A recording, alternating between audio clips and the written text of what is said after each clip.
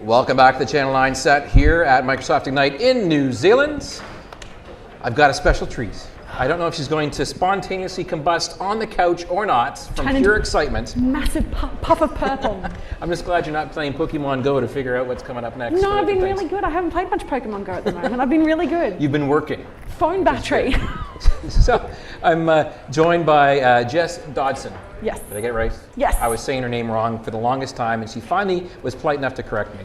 Tell us a bit about yourself, Jess. What's going on? I am a system administrator, so I am a geek girl at heart. I do Windows Server stuff and Active Directory and group policy and all that funky stuff. So I don't do developing, I don't do code. I'm not a coder, I'm very sorry. I am a server girl at heart and a bit of a geek. So I'm into Lego and World of Warcraft and gaming and spending far too much time on my hobbies, which I've now been told that I'm not supposed to be doing after seeing John Gallen's session. I'm like, oh, but Lego. So, yes, that's me. Very cool. And so you had a session today that was actually very popular. It's in the biggest room, and unbeknownst to you, it was live streamed I had on no the internet. idea. You had I no had idea no it was being live idea. streamed. So I only got told after, and I found out that a whole bunch of my friends back in Australia, I'm Australian, I'm sorry. So a whole bunch of my friends and colleagues over in Australia were actually watching it live. I'm like, oh dear, I hope I didn't say anything that got anyone in trouble. So that's good. So we'll talk about your session. What was it about? My session was called Writing the Right Rights. Go on, say that 3 times fast for me. Writing the Right Rights, Writing the Right Rights, Writing the Right Rights. Well done, yes, right. So it was all about Active Directory security, administration, and maintenance. So it was things that you need to do to keep your account secure, keep your password secure, fix your servers, and all the things you need to do to keep your Active Directory running. And there's a lot of stuff you need to do to keep your AD running. So was it just focused on the AD side of things? Yes, so okay. I primarily focused just on the AD because just the AD side of things is massive. So yeah, trying to fit all of that in. So I originally did it over in Australia last year. It was a 75-minute session then. Yeah. I added more stuff in and had to try and squish it into 60 minutes here. How was that experience? I know that's you guys don't know this online, but when you actually get told you have 15 minutes less time to do a session that you're so passionate about, it's extremely difficult to choose. It's like culling the herd and choosing like the least attractive child or something like that. So you have to cut down. I had to cut down quite a few of the stories that I use in some of my examples, but I wanted to keep all the information there. So it involved me. Sorry to the people who were there and going to watch it on the stream or watching it live. I had to talk really fast. I talk really fast anyway, so that's fine. But yeah, so cutting it down and making it smaller was really quite hard because there is so much information that I wanted to include, and there's still so much more I could include. Okay. So how about you share one of your stories? Share one of the stories that you would say, now change the names so none of the innocent are actually brought to light. I can do a really good one, so there's no names involved. Okay.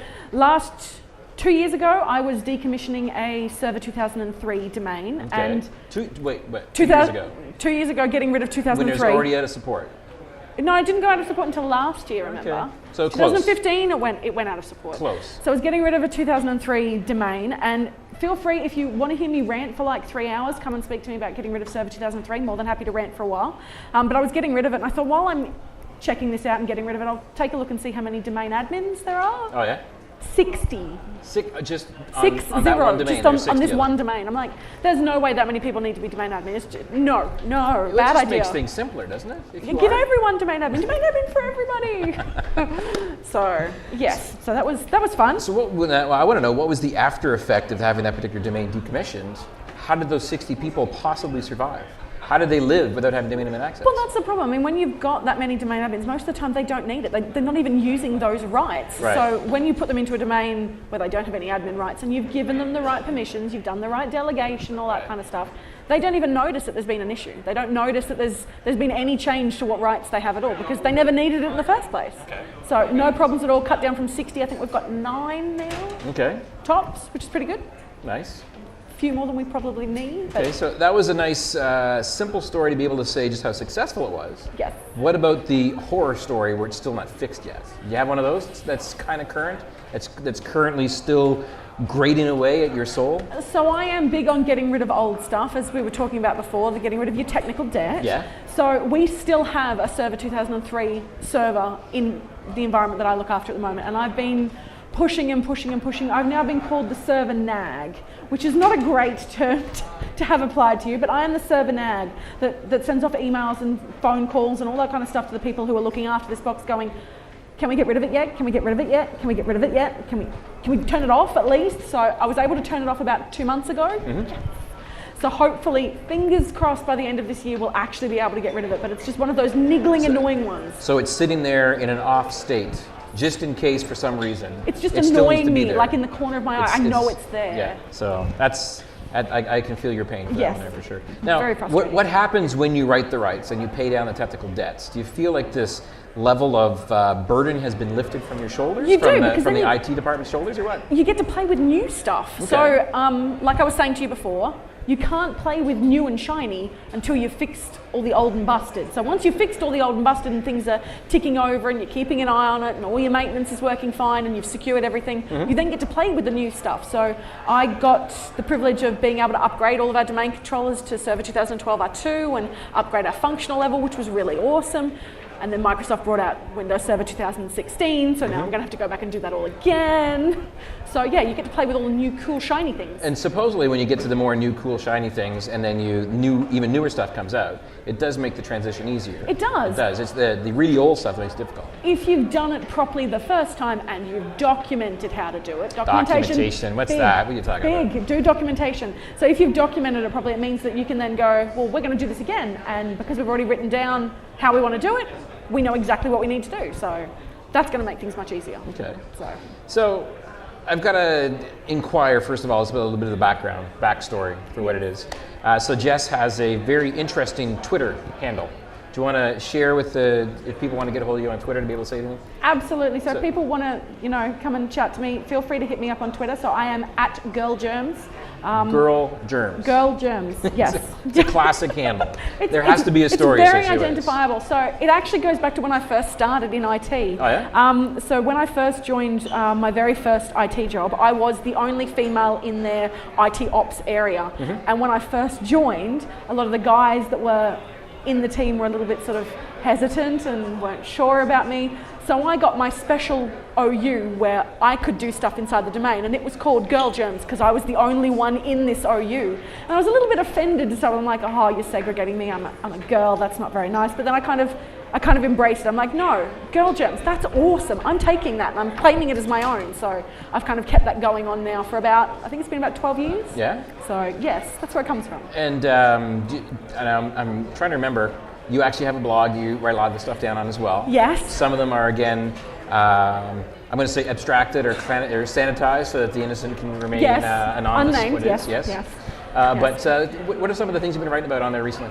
So I've done a couple of blog posts recently. So there's been some stuff on how you can go about setting up an open source logging server so you can actually get all of the logs out of your domain controllers and keep an eye on them. Okay. There's one on setting up AGPM and getting that configured in your environment, fine-grained password policies. I've also done a couple that are slightly non-technical. So I got to stand in as my team leader for a stint for a while. Oh, yeah? People management is awful. I much prefer servers. Much easier to predict More what's going on with them. Servers are more predictable. Well, they have an event log. Humans don't have event logs. Machines have event logs. You know what I always learned? My father told me with regards to servers, they have a switch, you can turn them off. That's exactly Humans it. don't have that switch. No, they don't. There's Humans no have off a switch for them. Right. So yeah, so I had to act as my TL for a little while, and I've got to admit, because of the timing of it, he was going on leave just as I was coming back from leave. There was no handover. So I did a really nice piece on, if you're a technical manager, here are the things you should be doing to hand over to someone else. Okay, so from the handover perspective. Makes it much, much nicer, much easier. So that was one of the things that I just wrote about probably about a week and a half ago. So Okay.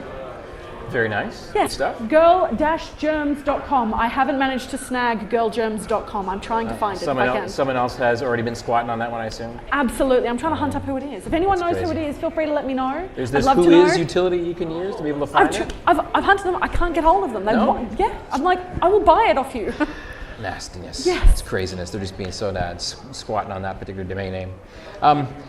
At the conference, this is your first time in New Zealand from the conference perspective? From a conference So perspective. what do you think? How's it been so far? I love it. It's really nice. It's This is very our first time here as Channel 9, which It's is very, awesome. it's very similar, I'm going to say, to Australia. So it's got the same kind of relaxed, laid-back feel a bit in regards to They say bro. Do they say bro up here or bra? Bro. Bra. Bro. As like that's the colloquial term Yes. about how you just say, dude, how's it going there? dude?" As opposed to mate, which is As a mate. back home. And I say, hey man, how's it going, eh? Like, what's up? You know? They're like, you're Canadian. How'd you guess?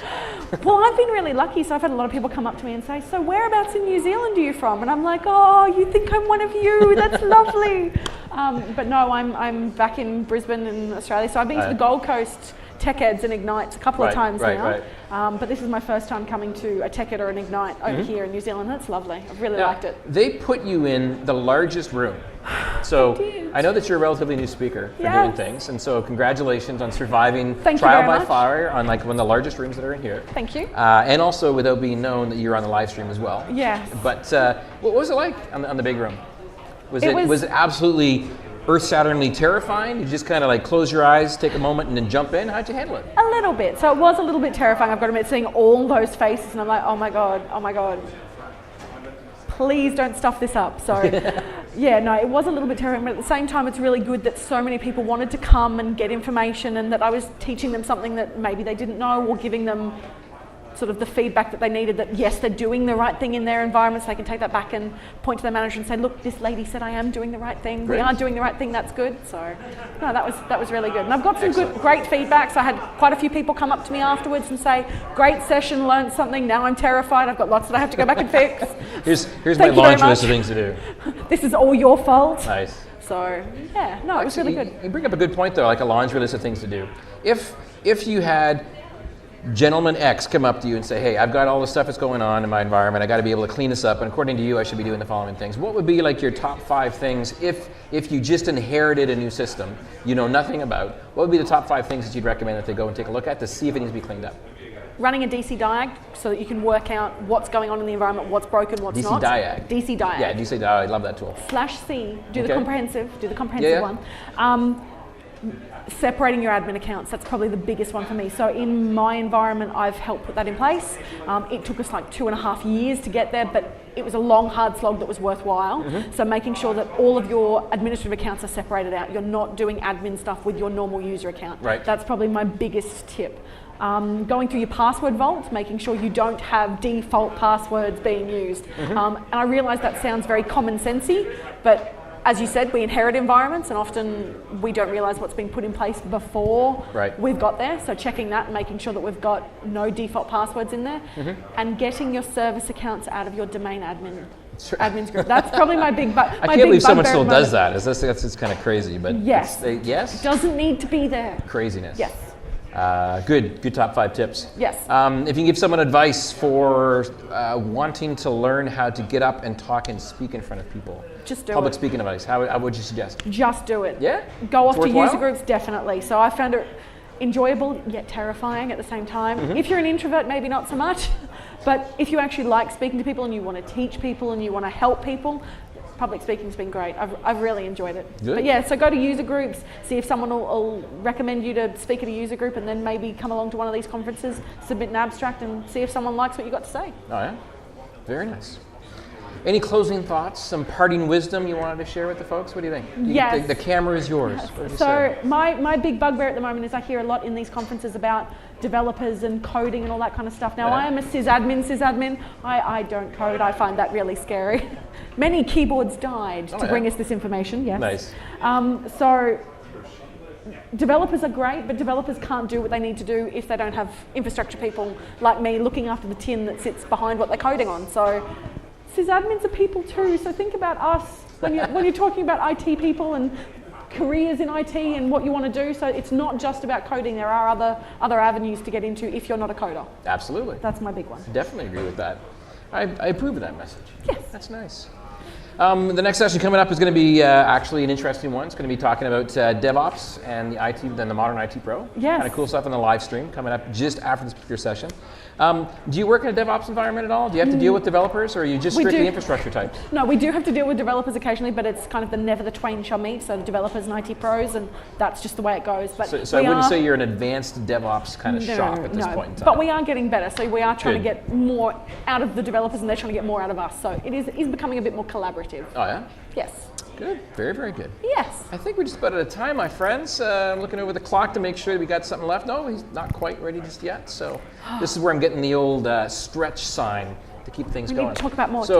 I'm sure you can pick it up on the high def camera, but there seems to be a common thread of purple. Talk to me Yes. about the purple. You got it, because you're one of 2 ladies that I've met so far that have purple hair. Yes, big shout out to Amy. So that's Hello Miss Potter on Twitter. She's amazing. So Yeah. she and I bonded, and everyone's like, "There's 2 people with purple hair. Does this mean you have to like fight to the death? Because there can be only one." It's kind of like a Highlander kind of thing. And I'm like, no. We want the purple to spread. We want more purple around the world, and everyone should be purple. Yeah.